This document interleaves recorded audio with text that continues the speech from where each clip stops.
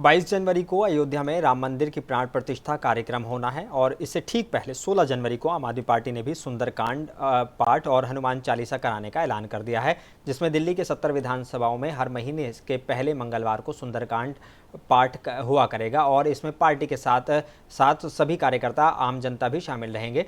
इसको लेकर मुंसिफ टीवी की संवाददाता गुलिशा साबिर ने आम आदमी पार्टी सरकार के मंत्री सौरभ भारद्वाज से खास बातचीत की।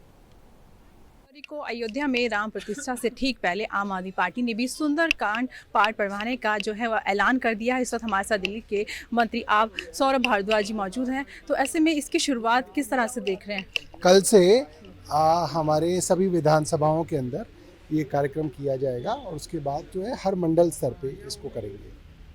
किस तरह से किया जाएगा? कौन कौन लोग इसमें शामिल होंगे? कितनी विधानसभा? हमारे जितने भी जो है विधायक साथी हैं, पार्षद हैं, हमारा जो पूरा का पूरा ऑफिस बेयरर हैं, सब लोग जो है इसको मंडल के स्तर पे करा करेंगे। पूरी 70 विधानसभा इसमें मौजूद है और आम जनता को भी इसमें इनवाइट किया। सब लोग इनवाइटेड हैं, आप भी इनवाइटेड हैं।